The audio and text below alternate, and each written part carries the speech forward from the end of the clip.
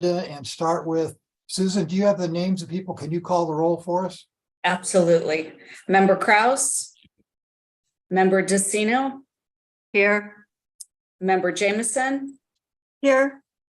Member Paul, Yes, present. Member Revelis, Member Norris, Member Kirschbaum, Here. Member Shade, Here. Member Colson, Vice Chair Mosier, Here. and Chair Warden. I'm here, and it looks like we do have a quorum. So let's go ahead. The next item on our agenda is the flag salute, and I don't know if we can put our cool graphic image of a waving flag up, but if not, I'll just go ahead and join with me. Ready, begin. I pledge allegiance to the flag of the United States of America and to the republic for which it stands, one nation, under God, indivisible, with liberty and justice for all. Awesome. There was our cool waving flag. Very nice. Okay, so the next item on our agenda is an update from subcommittees. So let me just ask, does anybody want to make an update on what their subcommittee has done since last time? Just Chair Warden, I believe that item number 1 has been skipped, and also you need to ask for public comment before that. So, Oh, correct you are. How did I skip that? Okay, let me ask Susan, do we have anybody on the line that wants to make a public comment? We have no public comment, and item 1 will be skipped since the CEO is not here. Okay, if there is anybody listening on the line, and if at some point you do want to make a comment on something you hear, just raise your virtual or your literal hand, and we will call on you and give you a chance to speak. Executive Director Boswell did ask me to quickly go through her presentation to the extent I can. So Susan, if you could put that up on the screen, I'll do my best to walk through what I know about it, which isn't everything, but it's some of it.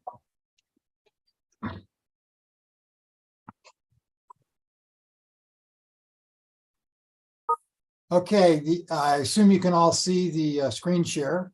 The first item Barbara wanted to share with us was an update on the status of CAC vacancies for Oceanside and Vista. I think she's still working on that and hoping to have that ready for the board to make appointments in January. But I don't know any details beyond that. Right. Yeah. Can I just say something? Because I had a call with Barbara yesterday. She told us that the board will make those appointments in the December 15th meeting, I believe. Oh, good. So even sooner. The sooner we get our members, the sooner we can get them to help us with the work we're doing. So thanks for that, Paige.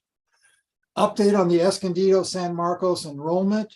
I don't really have any specifics on that. That would be Barbara, what the opt-out rate is or how it's going. I don't know. Does anybody else on the line know anything about that? Okay. The next item is the status of return to in-person meetings. And Susan, I know the board talked about this, but I'm not sure I remember exactly where we stand on that. If you know, you could help us out.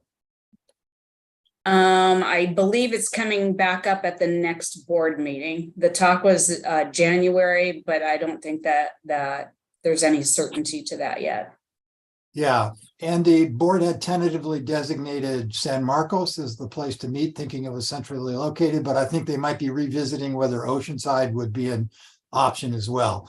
So I think my take is the board is looking to return to in-person meetings fairly soon, but there's not a specific target date.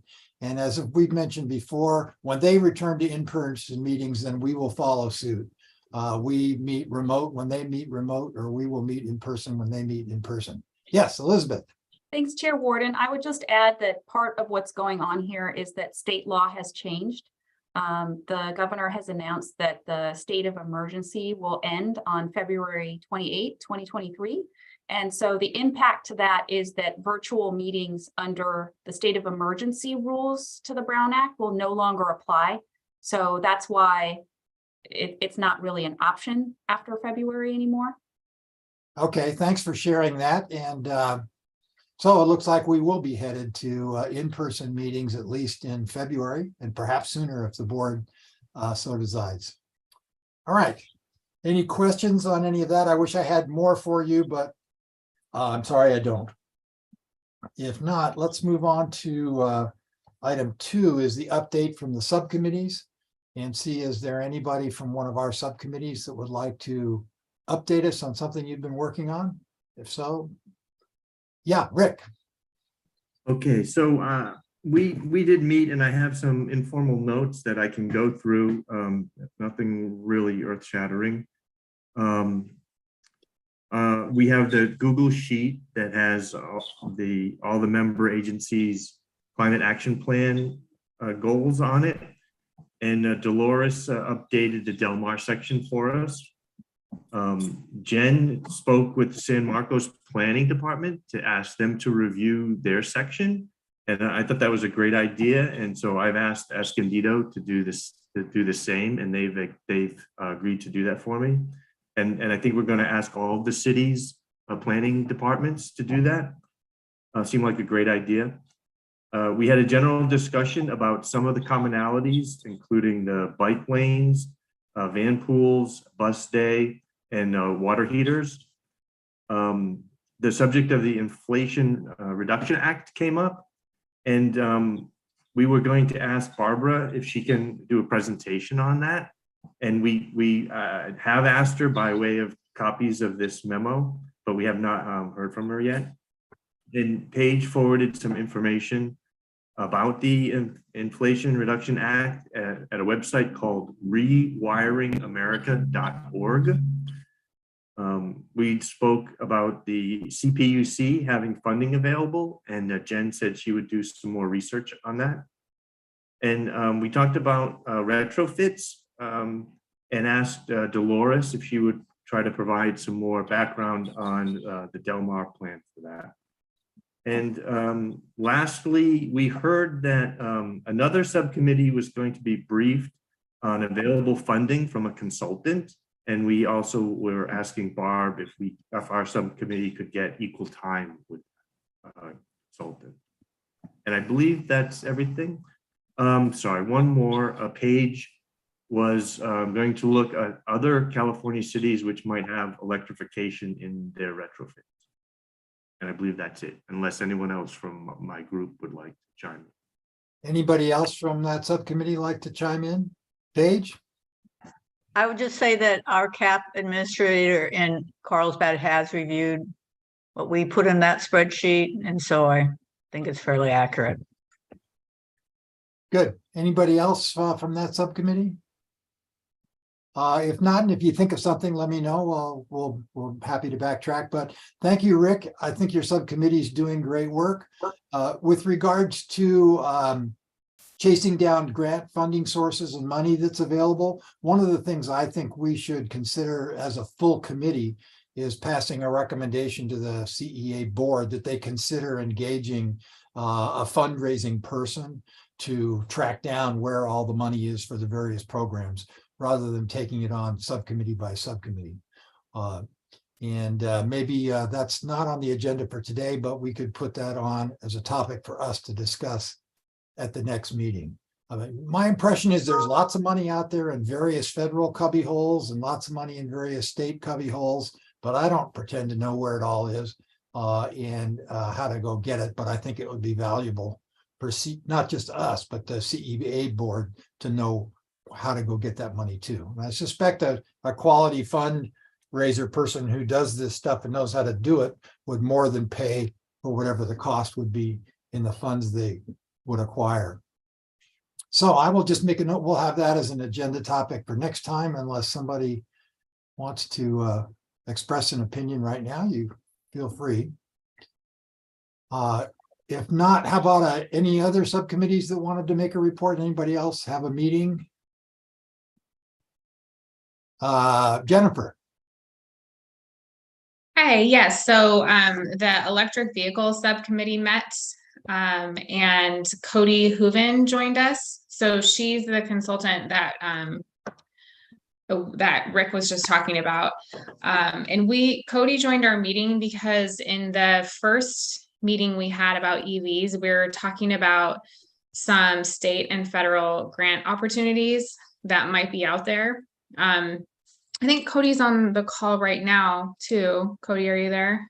Yeah, she was here a minute ago. Let me, I'm here. Hi. Yeah. Oh, okay, great.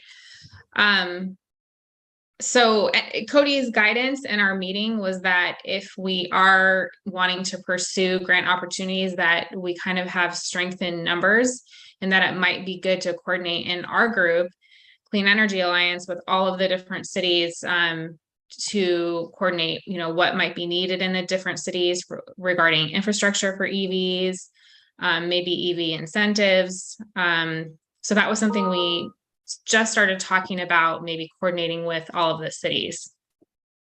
great. Well, let's invite Cody if you'd like to comment. Those of you who don't know her, she's a real expert in this area. And Cody, what's your suggestions or recommendations about the best way to run down money? Yeah, it's always a question, even before the IRA. So I've been looking at the different funding streams that are coming out and where they're going.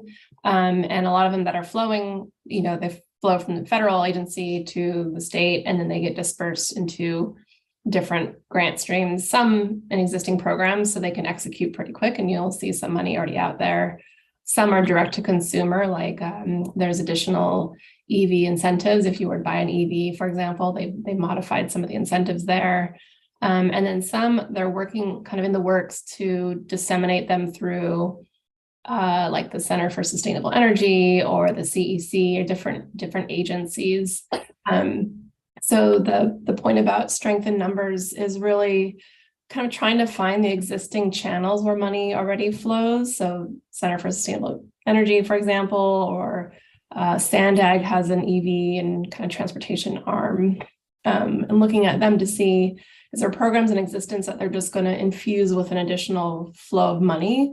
Is there new pots of money we can apply for separately as a separate agency? But typically grant funding, they like to see collaboration. They like to see kind of, multiple agencies apply together, or something like CEA that can apply on behalf of a variety of agencies. So long-winded way to say I'm looking at all these things amongst other duties that I have going on to see what the best way is. But I am putting together some information to put on the website for some direct-to-consumer incentives and rebates that are either available now or are getting an influx of cash and will be expanded. Are you aware, is there anything now like a clearinghouse website where somebody can look up and somebody's already collected together where all these revenue streams are, or we have to trace them down? I'm not a grants expert, just to be clear, but I've gotten enough and applied for enough. I haven't found one clearinghouse. I found a couple of nice reports that summarize the flow of funding, but I have one other call coming up soon with the CEC, the California Energy Commission, and hopefully they will have some synthesis of information too. So I'll keep Barb posted, and she can keep you all posted on anything that I find. But it would be nice if it was all in one place. That would be really helpful. Yeah. Do you know, does Cal CCA follow this stuff? Are they maybe a place to get this information or not? Because each of their members handles it separately, they're not going to do a ton of synthesis. They'll probably link to some, I'll have to look at their website to see if they've even done that, but they typically don't get involved in the program level, which is what EVs and energy programs are. They stay at the higher level policy. Okay. Anybody else want to ask a question about this topic before we move on? Kevin has his hand up. Yeah. So real quick, another avenue to look at would be Electrify America. They've contacted me about installing some chargers here in San Marcos. So they install chargers for free. They own and operate though.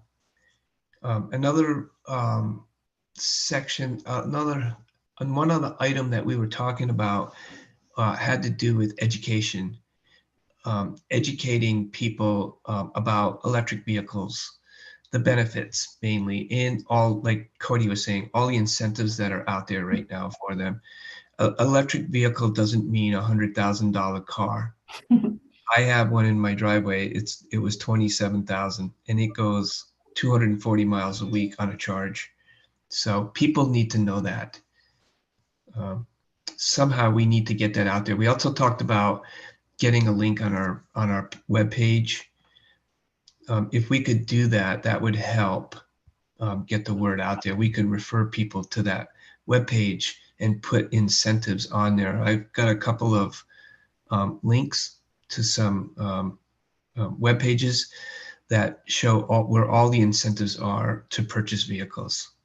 Wow, that's great. Yeah, that would be great. I have a list together that I was going to provide Barb to post on the website as well. So if you want to send me yours, I can add to that.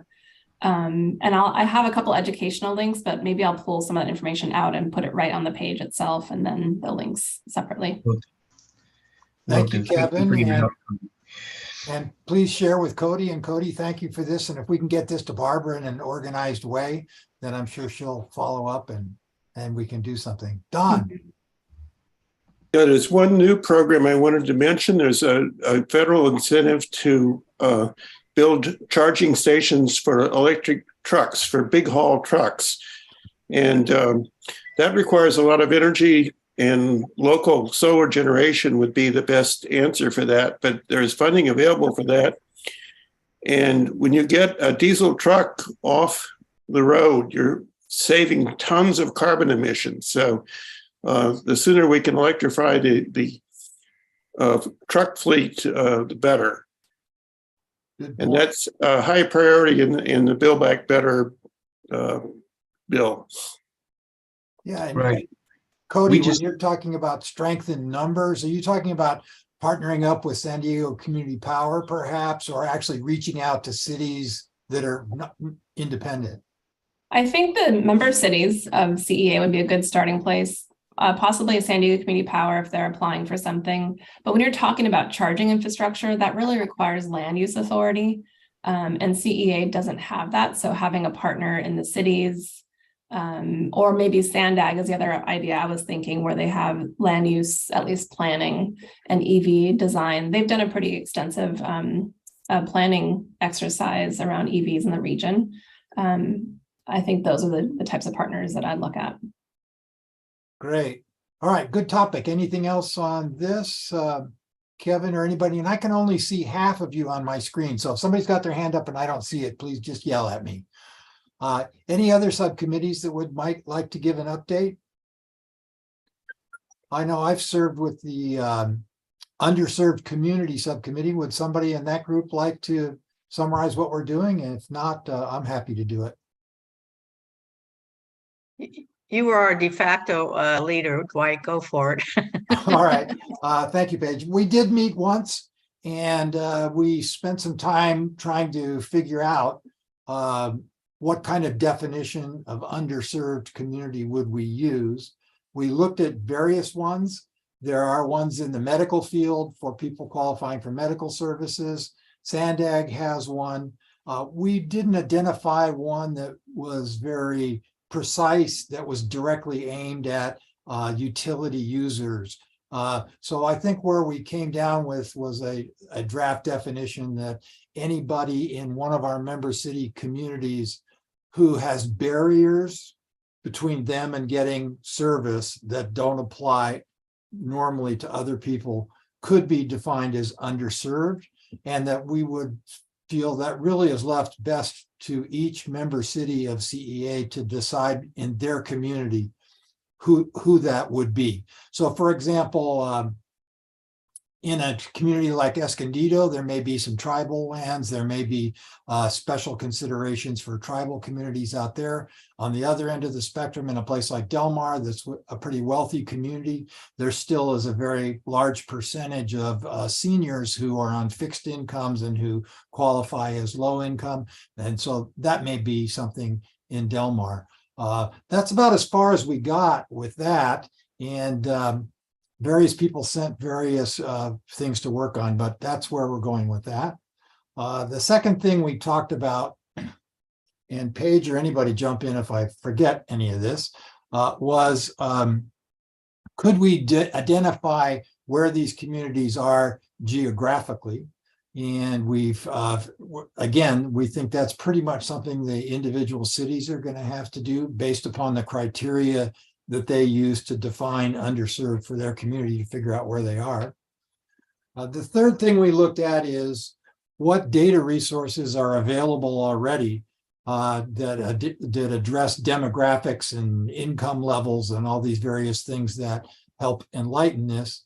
And somebody on the committee suggested, I don't remember who it was, that in the new housing elements that all our cities have, there's a lot of that kind of demographic information, everything from age to income levels to whether you're a homeowner or a renter and this and that. And so I think where we're going to be headed is to try to take a look at the housing elements for the member cities and cull out what data we can. I did that for the city of Del Mar's 6-cycle housing element and sent it around to share. And that's really as far as we've gotten. And we have not yet gotten to even discussing any specific program ideas. Deborah.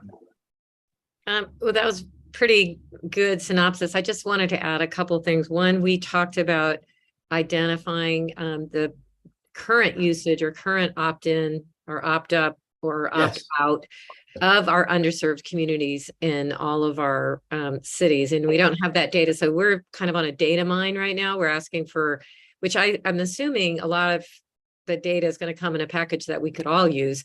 But there are certain data pieces that we don't have. So it's really difficult to make some of these decisions. I also was going to mention the military in the Oceanside area as another one of the populations that might be identified in Oceanside as needing or qualifying for some assistance. So anyway, yeah, so we're waiting on some data pieces. Paige shared some, but I think there's some that we can get internally to kind of tell our story as we move into our new cities. Thank you for reminding me of that. That is an important point. And just hang on just a second, Paige. And it landed on my lap to follow up with SDG&E and with CEA to see if we could get any specific data on the opt-outs about why they opted out. We have a suspicion that that may be confidential and we may not be able to get it, but the plan was that we would at least ask. Paige. I just want to say that a couple of the CCAs in the state do offer programs like a 20% savings for disadvantaged customers or low-income customers. So that's something we might consider that has to be underwritten. But there's also the idea of maybe subsidizing some of those customers to 100% clean energy at some point in the future if we have those funds. Good points. Rick. Yes, thank you. I just wanted to mention one thing, and somebody correct me if I have the names wrong, but in the housing elements you were talking about, Dwight, I believe Sandag provided a tool called EnviroScreen, I think it's called, and that has all of, I'm sorry, Paige, go ahead. No, it's called EnviroScreen. Right, okay. You're close. And that, thank you. And that will have the different disadvantaged areas in all of San Diego County. So you don't have to look at each housing element individually. You can use that. Excellent. I didn't know that. I just learned something. All right. That's an important piece of information. Thank you for that, Rick. Deborah. Yeah, I forgot 2 points. One, we talked about seniors because in some of our communities that are member of CEA, the majority of our under low income participants are seniors. And so that was another area that might be distributed differently among our cities. And then what I just wanted to tag on to what Paige was saying about helping these communities to opt up into 100% clean energy would be a goal because we're trying to not only get them to participate in it, but usually their health index or their wellness index, or I forgot the name of the index for the health of the community, including air and water and all of that, is usually a low number in those underserved communities, and we would be trying to improve their community and quality of life as well as another sort of side goal. All right, thank you for that. All good points. Anybody else from the underserved committee? I keep calling it that. That sounds odd, doesn't it? Like the committee on the underserved sounds better than the underserved committee. I'm not seeing any other comments. Any other subcommittees that wanted to make a report today? I'm not seeing anybody, so I suspect through the holidays, the number of subcommittee meetings is probably going to be pretty limited. Don't feel badly if you can't get together until January, but I would encourage you in January to get together with your subcommittee and let's keep working on this good stuff. All right, let's move along. Chair Warden, before we move along, can we just make sure there's no public comment, please? Yes, we can. Susan, do we have anybody in the public that wanted to comment? We have no public comment. All right. Thank you for reminding me, Elizabeth. Okay, the next item is review Community Advisory Committee achievements and identify 2023 work plan suggestions for Board of Directors consideration. So, and Susan's pulling up the slides that Barbara prepared for us on this. Just as a quick refresher, while the CEA board loves us, we don't have free reign.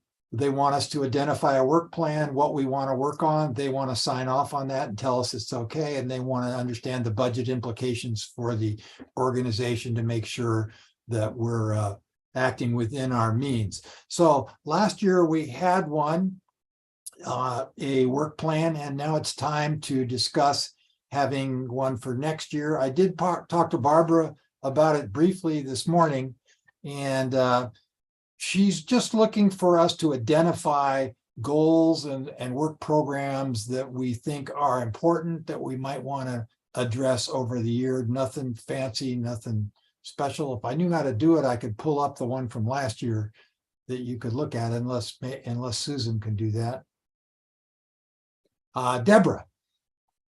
You may be ready to say this, but did she identify a timeline? Are we supposed to have a somewhat completed list that's going to go forward to the board in January, or are we discussing it, finalizing it in January and then handing it off in February? No, thank you for prompting that. She did. The board of directors is going to have this on their agenda to sign off on in January. So today is it for us. If we want to pass along what we want to be in our work program, we need to identify it today. So, and I'm going to do this from memory, which is probably risky, but the work plan for last year, it had in there like reviewing of the budget. Oh, there it is. Here we go. So this, review the CEA website and provide input, that we did. That's on our accomplishments list. The budget workshop we did. We reviewed the draft budget. We did help with marketing and outreach strategy for Escondido and San Marcos. And those other things are things that were our work plan topics for October and December. So I think that's the kind of thing she's looking for to take to the board. So the floor is open for anybody has an idea. Yeah, Paige.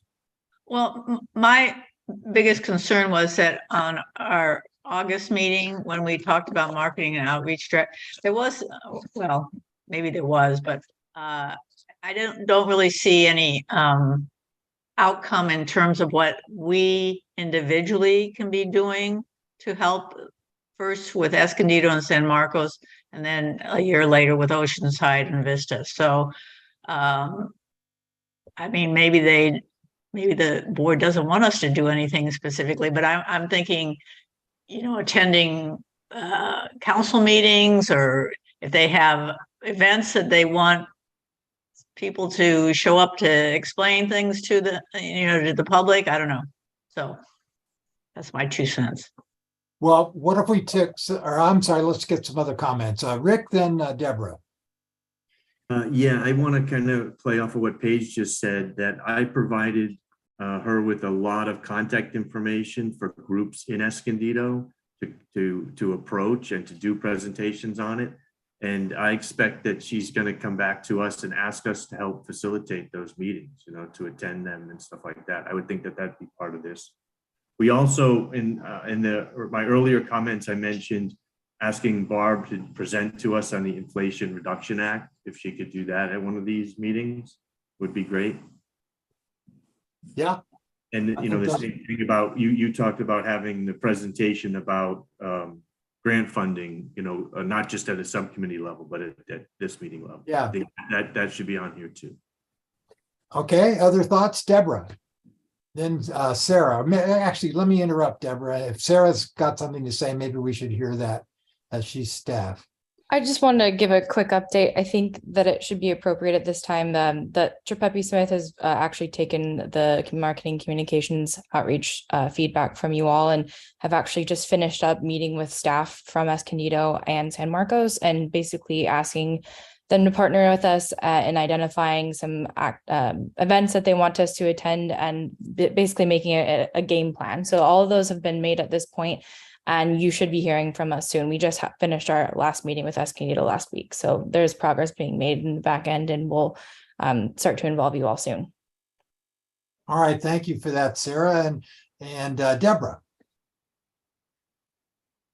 I guess I see this as a working plan, an annual working plan. So some of those are going to stay.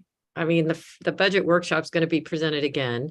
The budget is going to come back to us as a draft. So that's April and June. And then in the August meeting, I think we're going to be starting to get results from the Escondido and San Marcos launch. I think I've got that timing right. And then we will be looking at taking that information as we move forward with Vista and Oceanside. And then, so I think the two dates that really have movement in here is the February 3rd date, which really I think is right now, it's our working groups, our subgroups, and getting those organized and getting the resources together to try to make a working plan on that. And then by October, being able to have those ready to make a formal presentation or something back to the board in terms of the working group. But I do think the budget planning has to be in there because that's an annual thing. And then again, the outreach, I think, is going to be at least for another year because we've got 2 more cities coming on. That still needs to be sustained in our work plan and topic. Good point. Well said. Right. Paige. I just like maybe combine what Rick said about the IRA with the budget so we could see if there's, because part of our issue is not having our reserves high enough to initiate some of our programs. So if we could find other, what we were talking about with Cody earlier, grant possibilities in that. Yeah. Good idea. Other comments? Yeah. Dolores. I'm just wondering why we wouldn't have like a marketing outreach plan to boost the sign-up rate for 100% renewable. It seems to me like that's got to be a top priority, but I don't know. And I know I mentioned it before, and the PR firm may be doing something that we're going to be reviewing, but it's sort of, across the board. I mean, I don't know what everybody's rates are, but I know that in Del Mar, they're much lower than we would like them to be. I think we could certainly, as a committee, give input to Trippepi Smith. I think the ball's really in their court to do it, but I assume, unless Sarah tells me otherwise, they would welcome input from us on how we think it should be done. Don.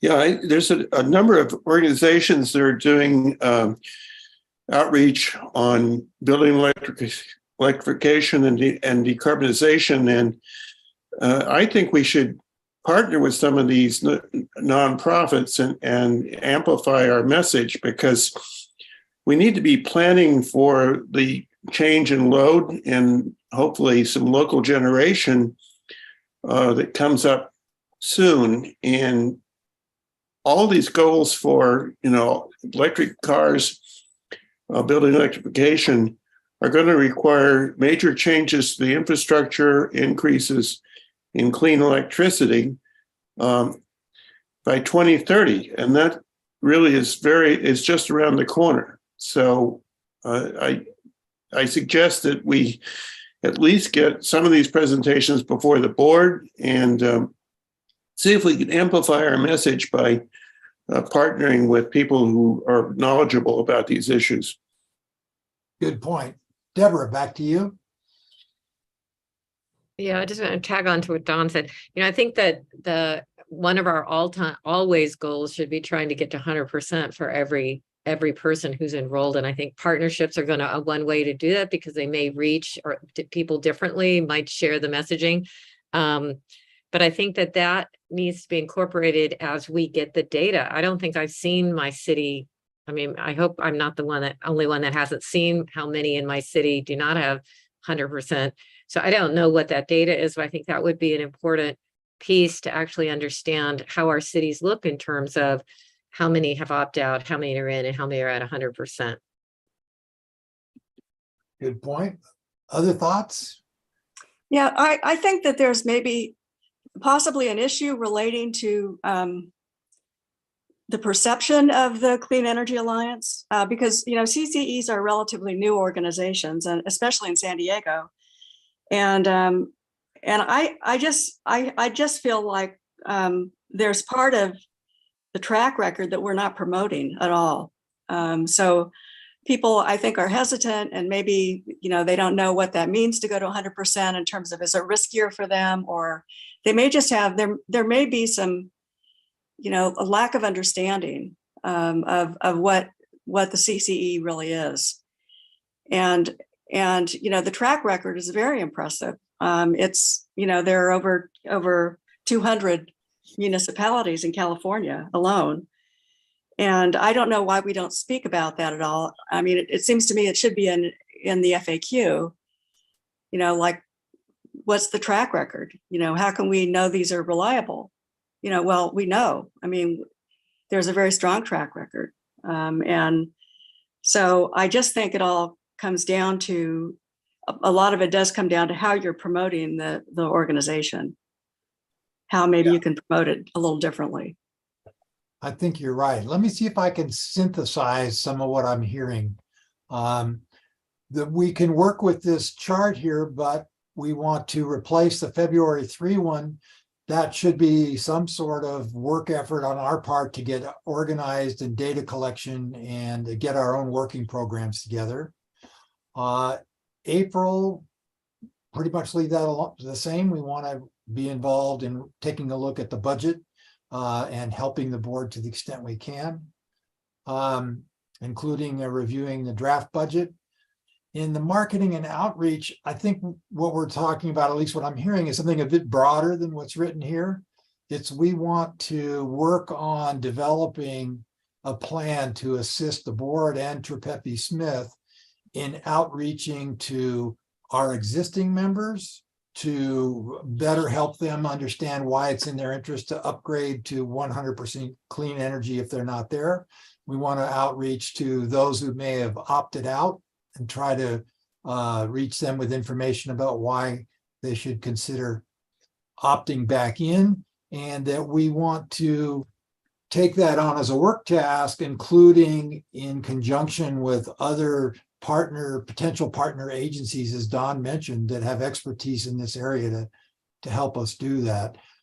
And I think that's all good, and we can do that, just realizing that where our link fits in the chain, we're the advisory group, and the most we're going to be able to do is give advice up the ladder to Barbara and the board of directors, and potentially to Trepepi Smith too. But we can't run off and take on any of this stuff directly on our own.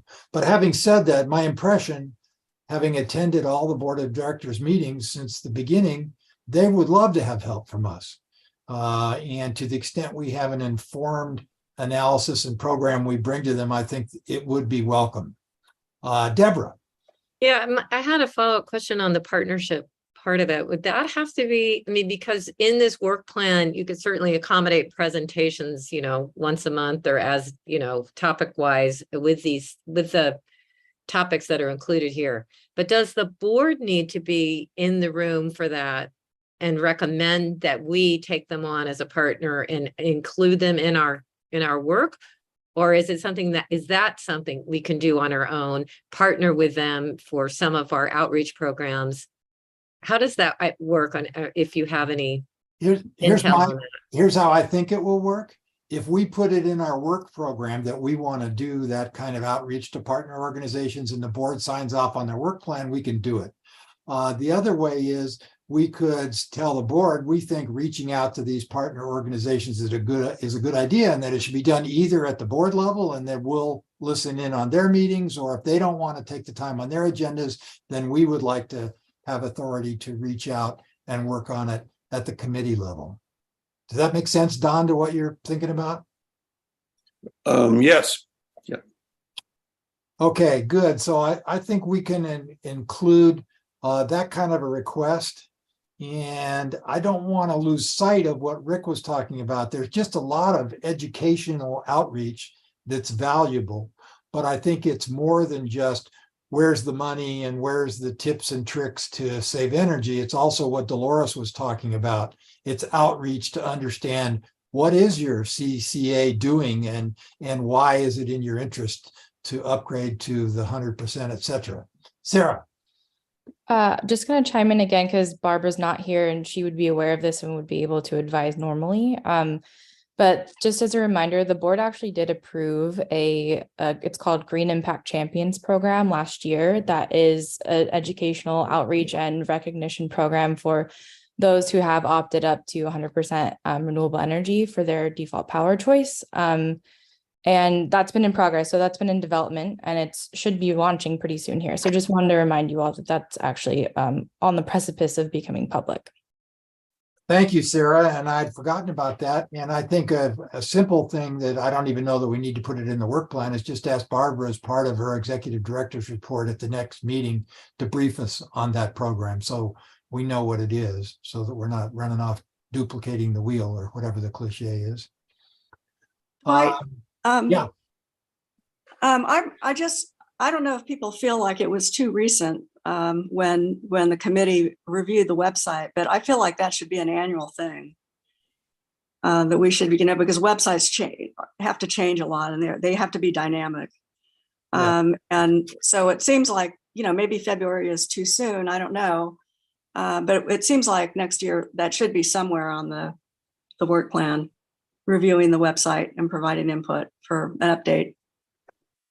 Yeah, maybe we could just word that in the work plan is ongoing review of the website and recommendations on revisions as needed, so that whenever we felt like it, we could do it. Okay. Other thoughts on the website? People agree that that's probably a good thing? Yeah. All right. So we're going to be a bit disjointed here. I wish we had another meeting where I could do a draft of what I think we've been talking about and let you all review it, but we're not going to have that luxury. So I'm just going to share my notes with Barbara and work with her to try to get something in the board agenda packet for January that reasonably reflects what we've been discussing. Rick. Yeah, so this meeting is recorded, right? So you can review the conversations with Barbara too, right? Yes, and I think it is, Susan. We record these. Yes. Is Susan still here? Yes, we do. We do. Okay, then I will just recommend to Barbara that in all the free time that she doesn't have, that she take a listen to at least this section of our meeting about the work plan. And I'll reach out to her and work with her on that. Other thoughts on the work plan? Anything big that we're missing that anybody thinks we should add? We can always, even if they approve a work plan in January and in February or March or whenever we think of something else, we can always come back to the board and ask them to modify the work plan to include it. The other thing that Barbara did bring up was she shared her impression that we're meeting every 2 months. Is that bi-monthly? I think that's what that means. And she thought that was pretty good. But if anybody feels we wanted to change that or ask that that be changed, now would be the time to bring it up. Personally, I think it works fine as long as we work hard in our subcommittees in between those bi-monthly meetings. Other thoughts? All right, Jennifer. So I think this was mentioned, but did we have something in the work plan for next year to get an update from the subcommittees, or is that something that's just automatically every meeting we have a subcommittee update? I think that's pretty much, we'll have that as a standing agenda item. Okay, great. I just Yeah, wanted to make sure. Thanks. For two reasons. One, so we all know what everybody's doing. And on the other side, to keep everybody motivated to have a meetings so they know they'll be asked to report on it. Deborah. Yeah, I was just curious about the timeline on our committees. Are we trying to hand off a finished product, hand off idea? When does the sharing happen with the board? I don't know that there is a timeline set. My own thinking is when it's ready. As I think it was you were mentioning, we're still in a data collection process. When we think we have something that's work product that's helpful, that's good enough to share with the board, I think then we would. But we could put timelines in our work plan if we thought that would be helpful. Yeah, well, my only concern is, we all have, time limits on our terms. It would be nice to try to get some work product done at least within a period of service. And I'm just wondering if the board is waiting on something, we should know that that's something that they've prioritized first or second, or they want to start on that, or I know a lot of it's going to depend on when the funding is available on some of these initiatives, but some of them are just connecting resources, making those resources available, getting those resources on our website now to our customers. And I'm just kind of unclear on, I guess that's Barbara's job, is to be the intermediate and go back and forth, I guess. Yeah, my suggestion on that would be, I don't think we need to put timelines in or deadlines in the work plan, but I can certainly discuss that on our behalf with Barbara to understand what the expectations of the board are. And I would like to think that we'd have some kind of report from this overall committee that included work product from each of the subcommittees by the end of the calendar year, if not sooner. If we got pieces of it sooner, that'd be great. Paige. Excuse me. I was just going to suggest that maybe the individual subcommittees could come up with a couple of deadlines or whatever many they think they need, like for instance, the local programs come up with a deadline for finalizing our spreadsheet, come up with some deadline to pick out a half a dozen programs that are pretty consistent across all the cities. I don't know. I'm just throwing that out as a way of putting some time restrictions on the individual subcommittees. I think that's a good suggestion, and let's just leave it with the subcommittees to recognize everything runs on a clock. And we could all work on our topics for the next 5 years. We don't have that luxury. I think we should all shoot to have something pretty substantial halfway through the calendar year, and we should be shooting to have something that we're ready to package and transmit to the board by the end of the year. And for example, the local programs one, my hope is we'll have something from you guys maybe fairly soon, because you've made a fair amount of progress, I think, with very useful information. All right, anything else on work programs? Not seeing any hands. Again, since I can only see half of you, yell at me if I... Sorry, I have one more comment on the work plan. So I know that the fiscal calendar and it goes June or July to June. So I wonder if it would make sense. I mean, we have like a layout. We have a general work plan for the calendar year, but I wonder if starting in 2023, what we should do is we should line up our work plan with the fiscal year, just because, then we have the budget and then we see that. I don't know. What are other members' thoughts on that? Comments? Don. I think that's the board just changed their policy to make appointments for the calendar year because of the election cycle. So new people come on the board after the election in December or January. So I think that we're sort of, to be consistent with the board, we need to stick to the calendar year, not the fiscal. Oh, okay. Yeah, that makes sense. Thank you. Good point, but I do think it's we can just put a marker in our own minds. If we're working on something in the first half of the year and we think it's important to do keep working on it. And if it requires money, it's in our interest to get that to the board before they adopt the budget so they can include money for it in the budget. Yeah, I was just going to say alignment with your budgetary calendar, especially in an organization like this, is pretty critical. So I don't know how that could be done, but I definitely see value in that.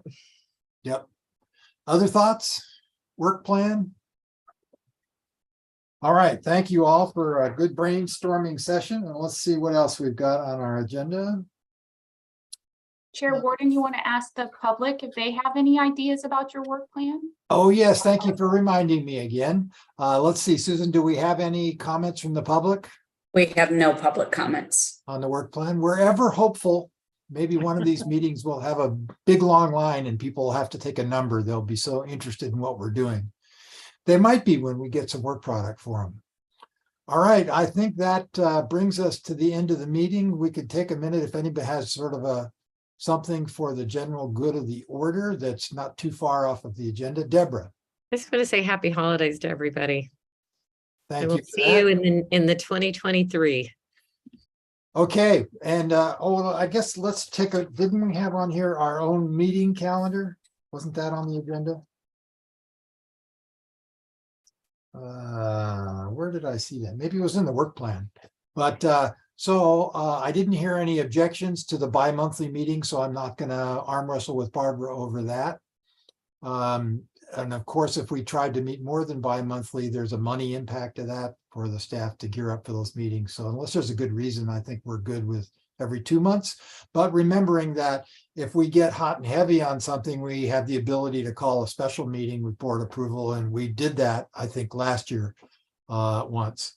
And so we're not in a straitjacket on that 2-month rule. All right, everybody, have a great holiday. Thanks for joining in. We'll see you all, I guess, next year. Thank you. Bye-bye. Happy holidays. Bye. Thanks, Susan and Elizabeth. See you Bye. guys.